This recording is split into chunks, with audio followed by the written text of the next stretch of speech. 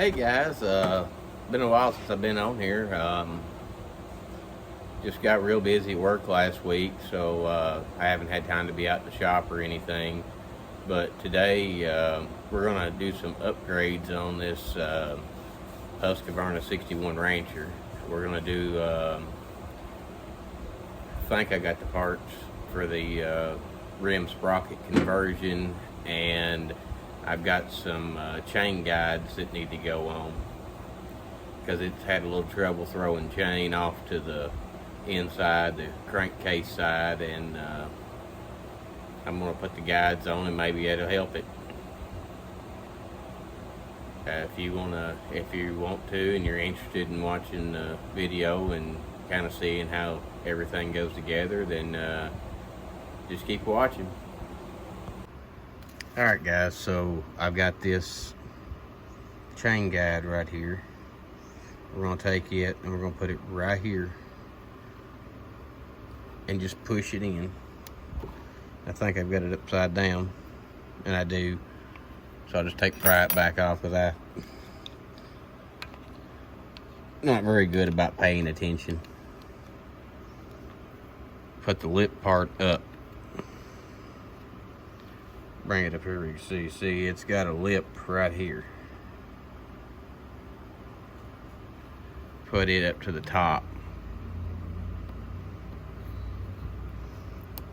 We're just gonna take and push that dude on there, and if I can get my little hammer here, we'll take my little hammer and just tap that dude right in there.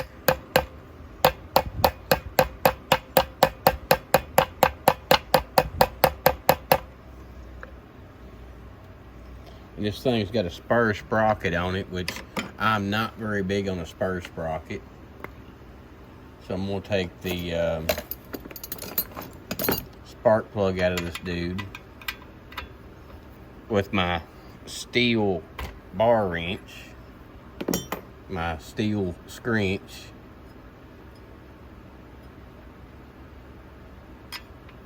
Pull the spark plug out, look at it, and it's a nice golden color, so everything is good as far as that.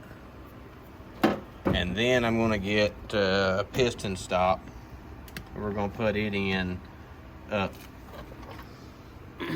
going to put it into the cylinder like that.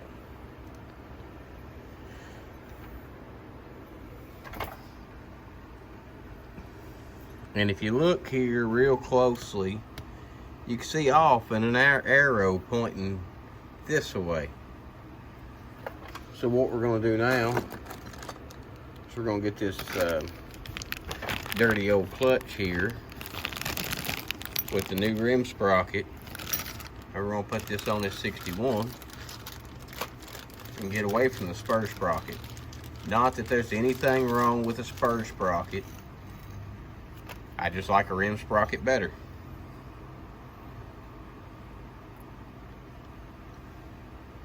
I think they last longer, and at least when they wear out, you don't have to worry about all that other garbage like having to replace a clutch drum every time.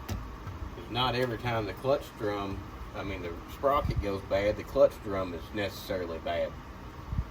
So I'm gonna get a wrench to fit this, and then we'll get this clutch off. Of course, you all know me and I'm a cheater, so I'm gonna cheat. Like that.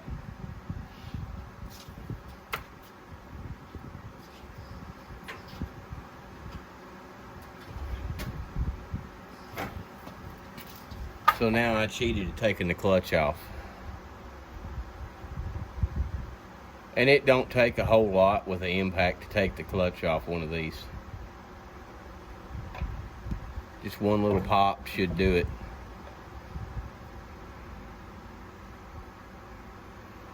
Take the dust cover off. If I can get it pried off here. May just have to pop it with a hammer a couple times.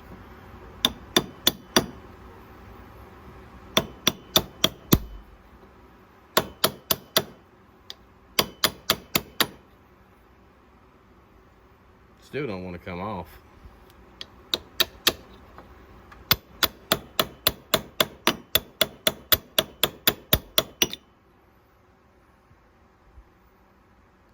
So what we're gonna do is I'm gonna get that dust cover part off, and I'll be right back with you.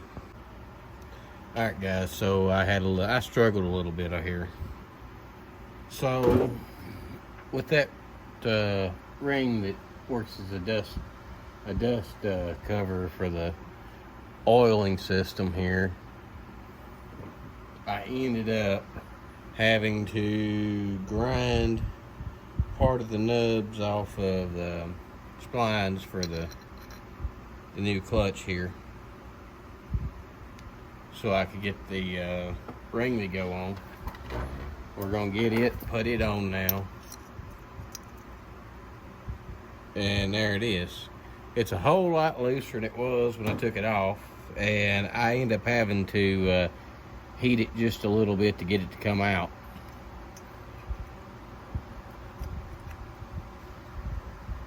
Make sure she's in there kind of square.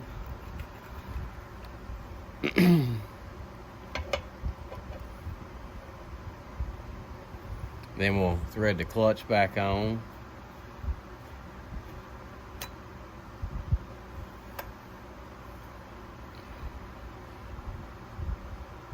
And there we go. So now the clutch is back on.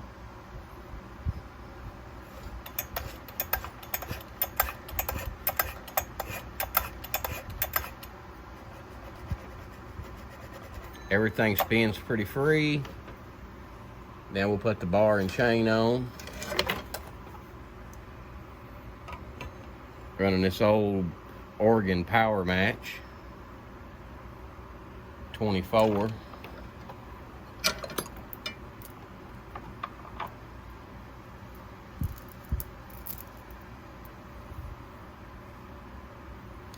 We're gonna put everything back together now.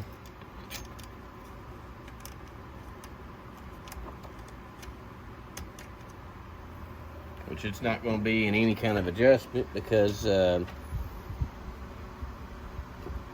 just went from that spur sprocket to the rim sprocket, so it's not going to be, it's going to need some adjustment on the chain tension, but that ain't no big deal. So I've got the new chain guide on. Now I got the clutch changed out. And I did put a little bit of wheel bearing grease up on the needle bearing inside the clutch, the clutch drum where it rides on the shaft. I did put some wheel bearing grease on it, so it is lubed up.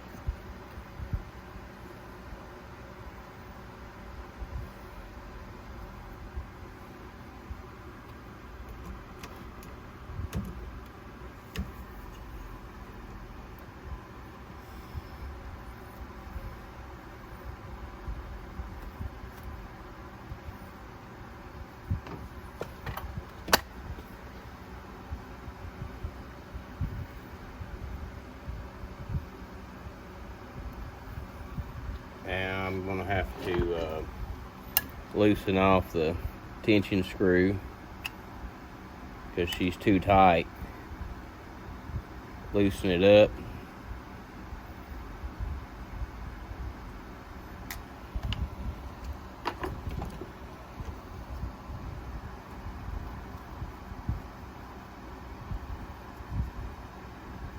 Run the nuts down finger tight.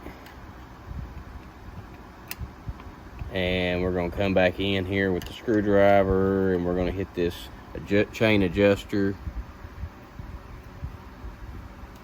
We're just going to run this until the chain goes into the bar. Get it snug where it pops down and pretty much springs right back into the. Let me get you spun over. So we're going to get her tight enough to where it touches, and when you drop it down, it springs right back into where it belongs, right in the groove.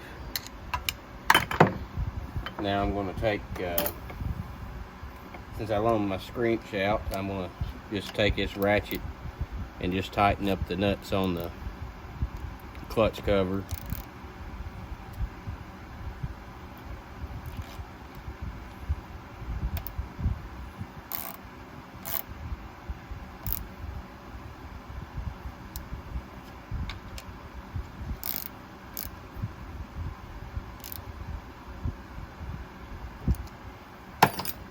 And then we're going to check to see if the chain, see if it's too tight. And it is a little too tight.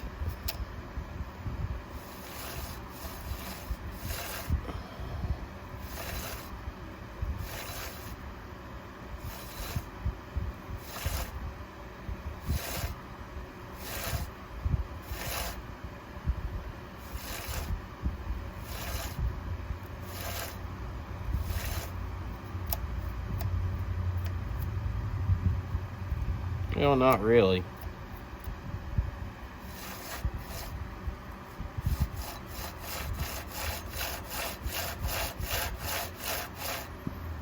I'm gonna flip this thing over and look. I actually think it's where the chain is running on the guide plate there. Just a little bit. Everything else in there looks pretty good. I don't know. We'll start her up and see if she spins. Well, it'll be a little while before we start it up and see if she spins. We gotta put a spark plug back in it first.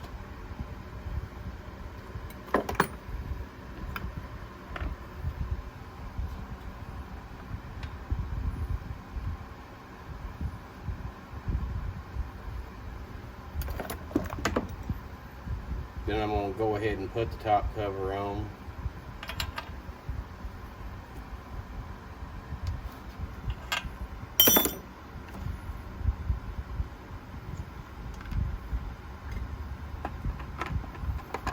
The only thing I don't like about this design is you have to pull the top cover off to do dang near anything with it. Check a spark plug, check air filter.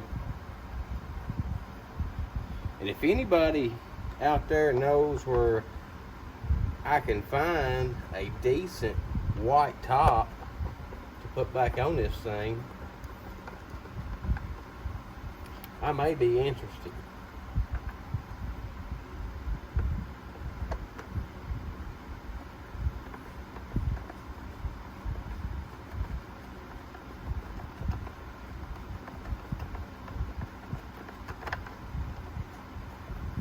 I'm missing from here on up to the front. So yeah, if anybody knows where one of them is out laying around, it's in fairly decent shape, holler at me. Alright, let's get her spun around here and get this thing started. And this usually starts pretty easy.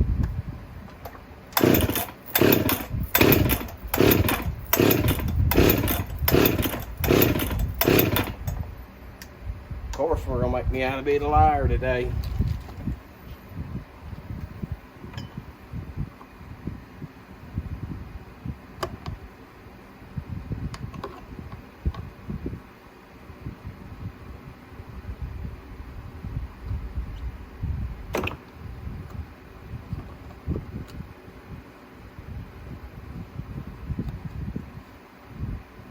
It does have a little bit of gas in it. There it goes.